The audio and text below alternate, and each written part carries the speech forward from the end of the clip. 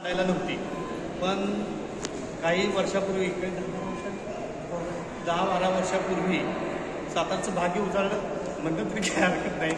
पण अभिरक्षक शिंदे सर म्हणून आपल्याकडे आणि त्यांनी पाठपुरावा करून ही जागेचं पण पाठपुरावा करून मोठी जागा द्या किंवा एवढं चौथी राजधानी असून आपल्याकडे एवढं साहित्य असून आपल्या पर्यटकांना पण बघायला आहे, सातारकरांना पण नाही. मग त्यांनी बरेच प्रयत्न करून ही वास्तू बांधकाम आणि त्यांच्या सगळ्या डायरेक्टर बॉडीने सरांनी पत्रव्यवहार करून ही वास्तू साकारली. आणि त्यानंतर परत आपल्या महामारी कोविड आला, त्यामुळे ती कोविडनं जिल्हा परिषदेनं परत घेतली. त्याच्यावर बराच संघर्ष केला, बऱ्याच संस्थांनी त्याच्यावर आक्षेप नोंदवला, निदर्शने काढली. पण सरांच्या अथक प्रयत्नानंतर परत एकदा ही वास्तू सरांनी स्थगित केली आणि आज आपल्याला हा दिवस बघायला मिळतोय. आणि तत्कालीन आता भाजपचं सरकारनं अल्बर्ट म्युझियममधनं जे संग्रहालय तिथल्या संग्रहालयातलं शिवाजी महाराजांचं जे शस्त्र आहे ते वाघनौका इथं आणली आणि त्या दृष्टीने एवढा बघण्यासाठी आणि ते जोरदार प्रेक्षकांचा प्रतिसाद इथं लाभला.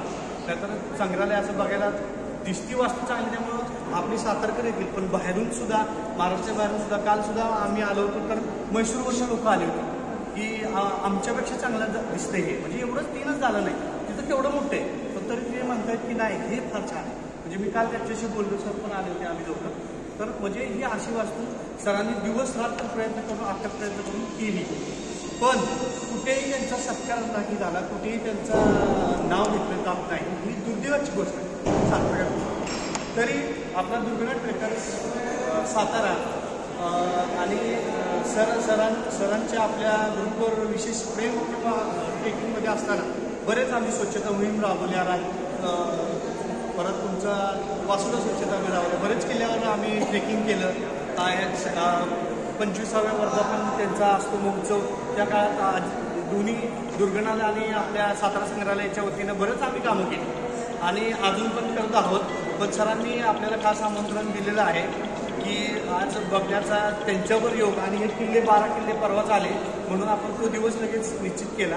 आणि सरांनी आज बंद असताना सुद्धा आपल्या ग्रुपसाठी 2 किल्ले ओपन केले आहेत. याचं अजून नियोजन चालू आहे, त्यामुळे ओपन केले नव्हते. अजून त्याला भगवे झेंडे वगैरे लावणं, बारीक सारीक नावं लावणं बरंच काम बाकी आहे. तर हे जागतिक पातळी युनेस्कोच्या म्हणजे आपले जे गेले होते 12 किल्ले महाराष्ट्रातले, तर ह्या 12 किल्ले जगाच्या याच्यावर प्रदर्शन भरलं. तर त्यात पहिला राजगड ही राजगड